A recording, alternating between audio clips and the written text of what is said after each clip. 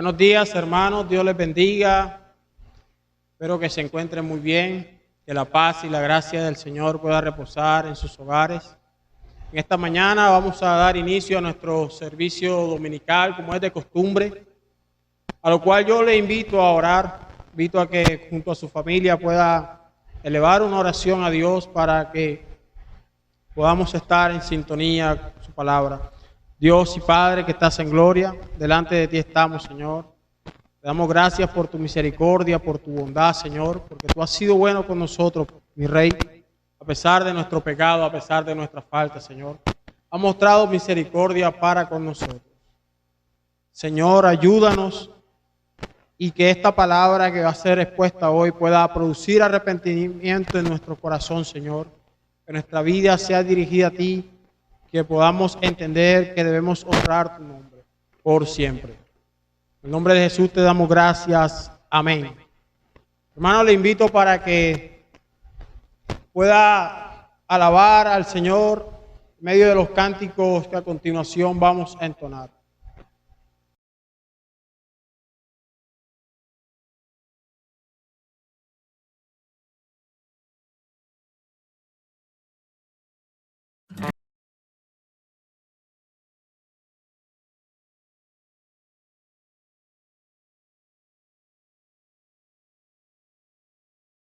Bueno, hermanos, después de haber entonado las alabanzas, procedamos entonces a escuchar el mensaje del Señor. Amén.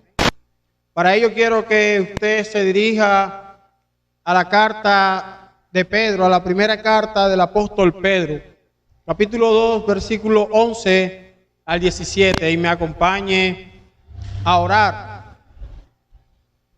El capítulo 2, versículo 11 al 17, dice de la siguiente manera: Amados, os ruego, como a extranjeros y peregrinos, que os abstengáis de las pasiones carnales que combaten contra el alma.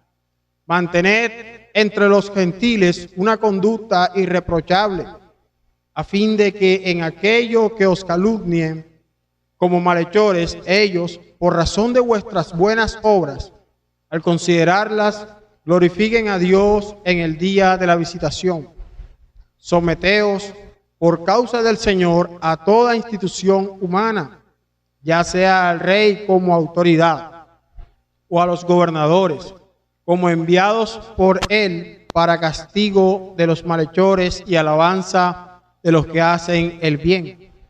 Porque esta es la voluntad de Dios, que haciendo bien, hagáis enmudecer la ignorancia de los hombres insensatos. Andad como libres, pero no uséis la libertad como pretexto para la maldad, sino empleadla como siervos de Dios. Honrad a todos, amad a los hermanos, temed a Dios, honrad al Rey.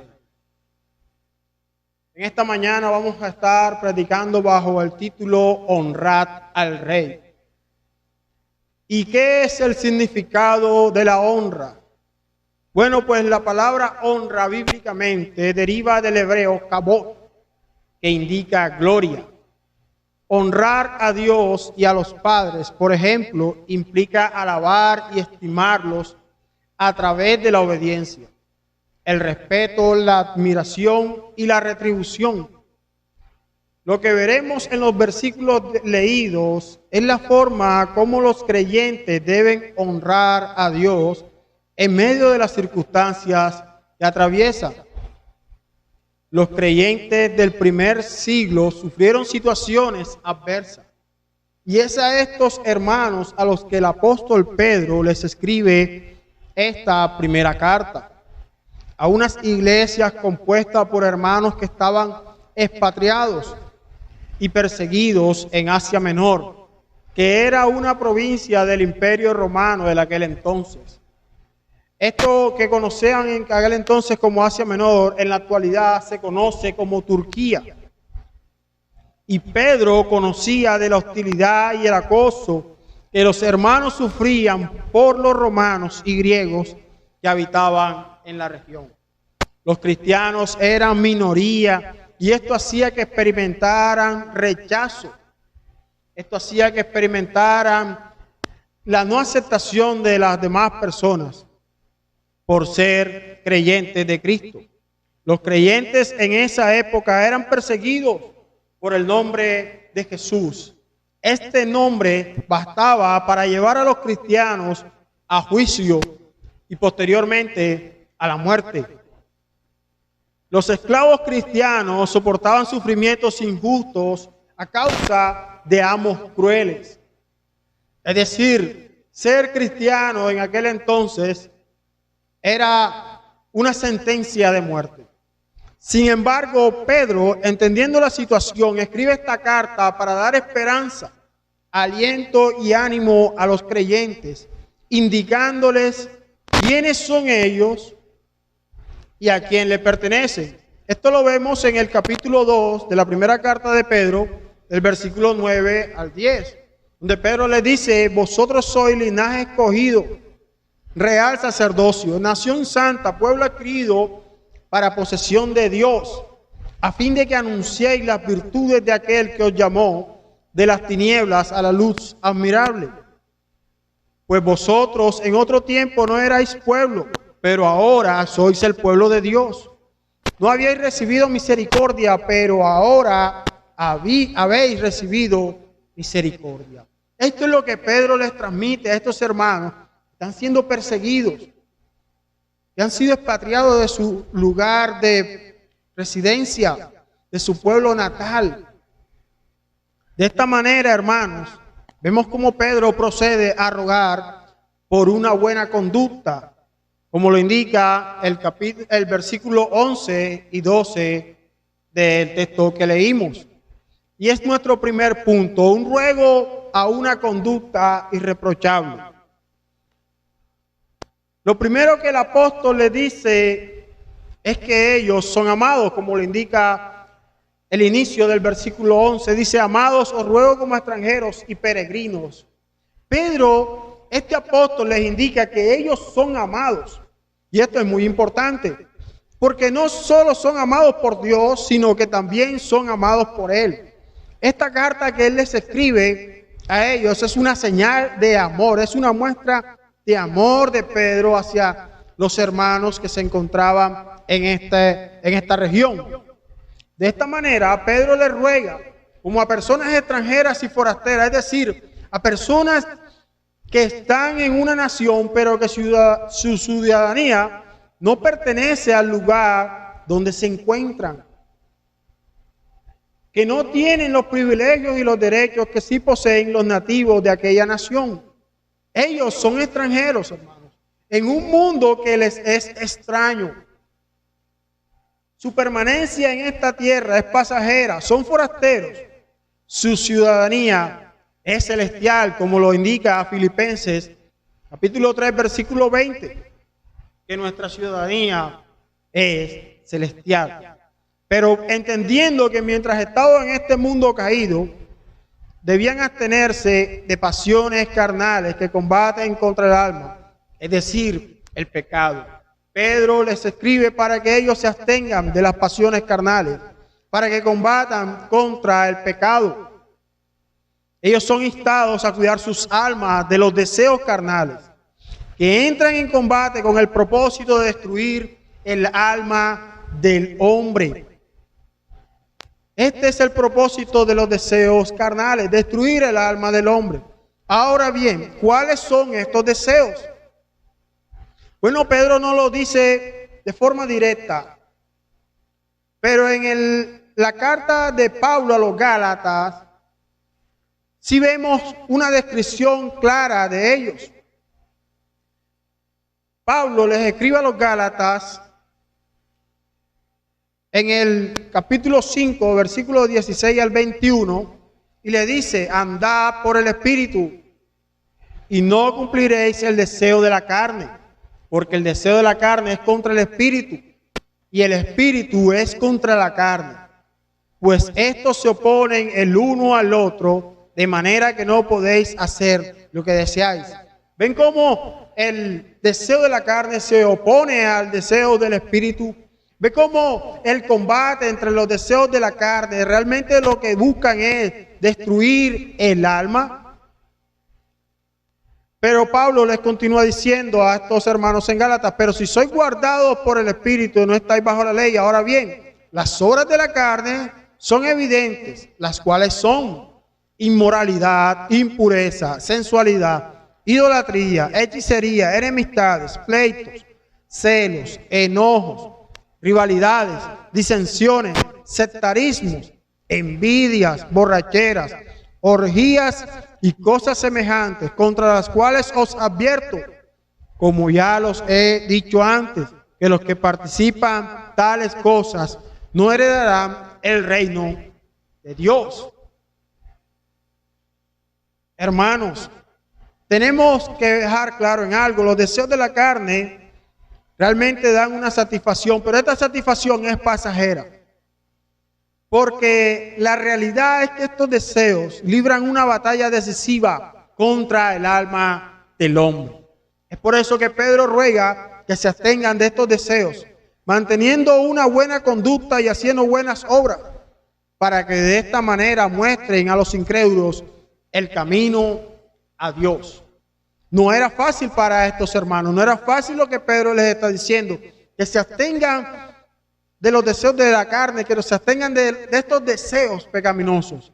¿Y por qué no era fácil? Bueno, porque estos hermanos estaban llenos de motivo para rebelarse. Recordemos que ellos estaban siendo perseguidos, tenían y sufrían de un maltrato de sus opresores. Ellos podían rebelarse y hacer una revuelta contra sus opresores por la humillación y la hostilidad que estaban viviendo. Pero Pedro les ruega a que desistan de esto. ¿Por qué, hermano? Porque por la sencilla razón de que este no es el mensaje del Evangelio. El mensaje del Evangelio consiste en ser imitadores de Cristo, no en dar rienda suelta a nuestras pasiones carnales. Es por ello que el apóstol insiste en que tengan una conducta ejemplar. Dios nos ha llamado a ser su pueblo en medio de la sociedad en la que vivimos. Entre los no creyentes, los cristianos, vivimos en casas de cristal y estamos en exhibición. Nuestra conducta, nuestras palabras son evaluadas constantemente. Esto con el fin de comprobar si vivimos conforme a lo que profesamos. Este es el estado en el cual viven los cristianos, en una prueba constante. Ahora, la calumnia, hermano, en ese tiempo estaba sobre los cristianos. Porque en aquella época, hermanos, recordemos que Nerón, el emperador romano, había incendiado la ciudad, había prendido fuego a la ciudad y había responsabilizado a los cristianos de tal hecho. Por esa razón, las personas tenían un mal concepto de los cristianos, porque habían sido calumniados por el emperador Nerón, y esto no era una cosa menor. Así que Pedro les pide que tengan un buen comportamiento, a tal punto que aquellos que los calumnian queden sin fundamento. Y esto es de vital importancia en nuestra vida, hermano. Nuestro testimonio delante de los demás debe ser irreprochable. Al hacer el bien, el creyente callará a los ignorantes insensatos. En la medida que nos abstengamos a los deseos carnales, sometiéndonos a Dios y haciendo buenas obras, daremos honra a nuestro Rey. Esto es una manera de mostrar honra a nuestro Señor. Y esto es lo que Pedro insiste. Ahora, Pedro no solo se queda ahí. Pedro también le ruega a estos hermanos que sean sumisos, como lo veremos en los versículos siguientes. Versículos del 13 al 15, a Pedro realiza un ruego a la sumisión. Y dice: someteos por causa del Señor a toda institución humana, ya sea al rey como autoridad, o a los gobernadores como enviados por él para castigo de los malhechores y alabanza de los que hacen el bien. porque esta es la voluntad de Dios, que haciendo bien hagáis enmudecer la ignorancia de los hombres insensatos. Luego de hacer un ruego a la conducta cristiana, Pedro dirige nuestra atención a la autoridad constituida por el Señor, que son ¿quiénes? Los gobernantes. Todo gobernante está constituido por el Señor. No hay un gobernante que no esté en el poder, que no haya sido constituido por el Señor. Los gobernantes dan a entender estar sumisos a la autoridad de los gobernantes, da a entender que estamos demostrando una conducta ejemplar. Los creyentes debemos tener una sumisión y un respeto por el gobierno, hasta el punto en el cual el gobierno no vulnere los derechos como cristianos, sino vulneren las leyes de Dios. Debemos respetar el gobierno de turno porque esto agrada a Dios. Pedro reitera el mensaje que había sido dado por Pablo a la iglesia en Roma, como lo vemos en la carta a los Romanos, capítulo 13, versículos del 1 al 17. Él afirma que el creyente debe someterse al gobierno por causa del Señor. En otras palabras, la ley de la nación donde se encuentran debía ser acatada en tanto no obliga al cristiano a desobedecer la ley de Dios. El cristiano, hermano, no es un activista político, es un embajador del reino del Señor. Debemos tener en cuenta que esta carta Pedro la escribe cuando el emperador de Roma era Nerón, y que Nerón no era digno de llevar el título de emperador debido a la maldad y la crueldad con que gobernaba Nerón. Sin embargo, Pedro le dice, sométanse. Siendo Pedro ejemplo de ello, pues Pedro era martirizado por Nerón. En ese momento Pedro estaba preso en Roma y Pedro era martirizado por Nerón. Pedro en su carta les escribe y les dice que la ley busca castigar a los malhechores y alabar el que hace el bien. Que ellos deben mantener una buena conducta en la sociedad en la que viven, porque esta es la voluntad de Dios, y haciendo el bien cae en toda calumnia, que muestren lo insensato de los hombres que los difaman.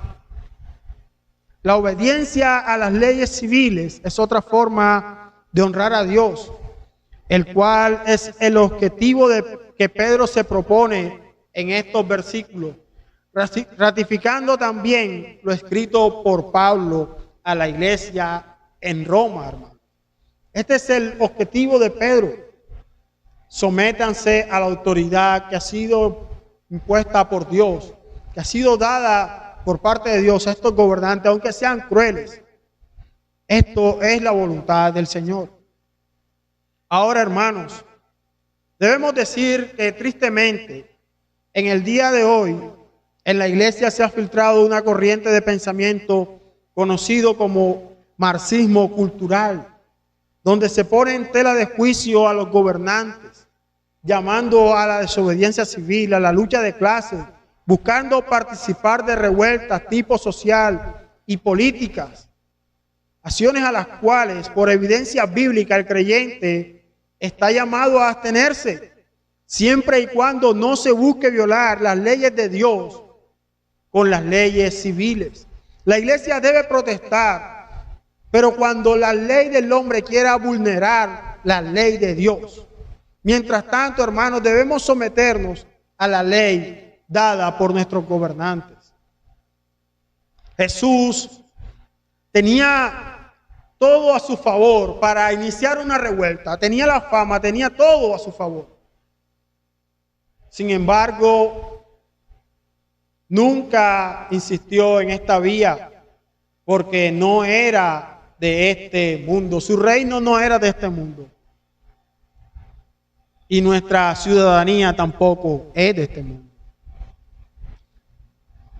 La Biblia en el libro de los Proverbios 8:15 dice: por mí reinan los reyes y los gobernantes decretan justicia, hablando el Señor. Así que, hermanos, en esto debemos meditar, porque someternos a las leyes de los gobernantes, del gobierno, a las leyes civiles que nos rigen, es una forma de mostrar y dar honra a nuestro Dios, demostrar y ser ejemplo de creyente. Nuestra concepción de vida debe ir dirigida a honrar a Dios. Siempre debemos buscar honrar y glorificar el nombre del Señor, como lo muestra Pedro en los versículos 16 y 17, donde hace un ruego a la honra. Dice Pedro a sus lectores: amados, andad como libres, pero no uséis la libertad como pretexto para la maldad, sino empleadla como siervos de Dios. Honrad a todos, amad a los hermanos, temed a Dios, honrad al Rey. Pedro concluye su consideración acerca de la obediencia a las autoridades gubernamentales, diciendo a los creyentes que deben vivir como personas libres. Aunque él sabía que eran perseguidos y oprimidos, les está diciendo que ellos son libres en Cristo, debido a que el Señor los ha librado del poder del pecado. Esta es la verdadera libertad. Esto es lo que nosotros como iglesia debemos comprender, hermano. No estamos siendo subyugados por un gobierno de turno, puesto que el Señor nos ha dado libertad. Y ahora Pedro llama a los creyentes a vivir como libres, a andar como libres, a vivir en libertad.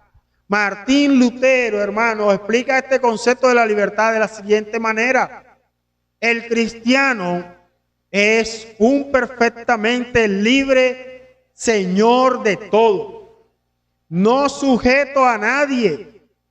El cristiano es un perfectamente obediente siervo de todos, sujeto a todos. El cristiano es libre de toda esclavitud que promueve el mal. En cambio, usa su libertad para servir a Dios y amar a su prójimo. Cuando más demuestra su disposición para servir, tanto más experimenta la verdadera libertad. Esta es la verdadera libertad, hermano. El que nosotros podemos servir a los demás. Cristo no vino para ser servido, sino para servir. Si el Señor Dios Todopoderoso, que se encarnó en Jesús, nos puede transmitir estas palabras, que Él no vino para ser servido, sino para servir, entonces ¿cuánto más nosotros, hermanos? Hemos sido libertados del pecado por Cristo. Hemos sido hechos nuevas criaturas por Cristo. Ahora bien, el apóstol les dice que no deben aprovecharse de su libertad para ocultar la maldad. Él sabe que esto es una tentación en el creyente, pero en el momento mismo que el cristiano emplea la libertad para promover su propia causa, ya ha dejado de obedecer la ley del amor. Cuando el cristiano utiliza su libertad para promover su causa, su idea de pensamiento, entonces ya ha dejado de obedecer la ley del amor. Es decir, cuando el cristiano impone sus ideas sobre las de sus hermanos, sobre las de su prójimo, buscando un beneficio, entonces el cristiano ya no es libre, porque no practicará el amor. Ahora se dejará guiar por la perversidad de su corazón, lo que lo hará preso y restringirá su libertad. No experimentará la verdadera libertad a la cual nos ha llamado el Señor. Dios nos ha dejado servirle, y esta es la verdadera libertad.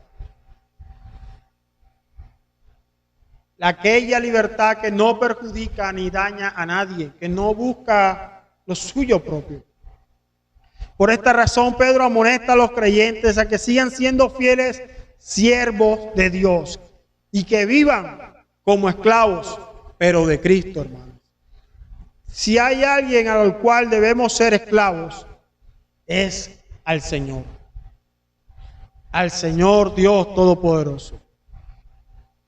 Y para concluir, Pedro llama al respeto, a la honra a todos. Pedro llama a que mostremos respeto a todos, a los hermanos, al Rey y al Señor. La palabra todo aquí abarca a todo, no restringe a nadie, porque todos aquellos que están en el poder han sido investidos de autoridad. Y el siervo del Señor debe honrar a todas las personas como iguales. Hermanos, aquellas personas de aquel entonces vivían un tiempo espeluznante que ninguno de nosotros ha atravesado. Nosotros no hemos atravesado persecución, de pronto calumnias o difamaciones. Pero el confesar ser cristiano para nosotros en este tiempo no se ha significado una sentencia de muerte. Por lo menos en esta parte de nuestro territorio no es así. Por eso debemos considerar a quién estamos honrando hoy en día.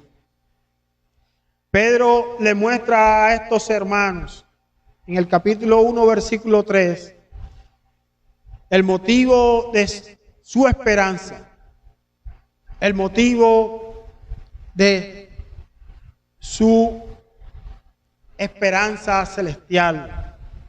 Ellos atravesaban por diversas pruebas, pero su salvación se encontraba segura en Cristo. Y Pedro les dice a ellos desde el versículo 3, bendito sea el Dios y Padre de nuestro Señor Jesucristo,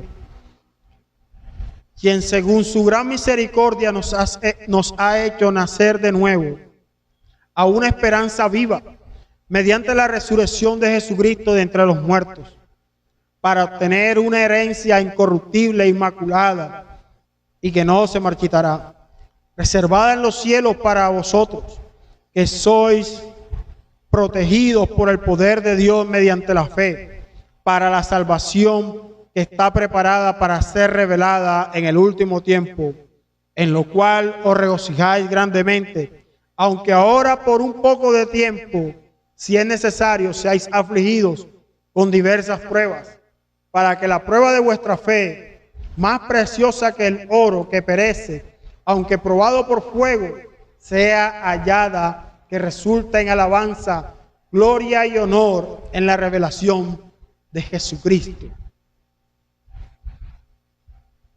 Las pruebas, hermanos, no significan que Dios se ha ensañado contra nosotros,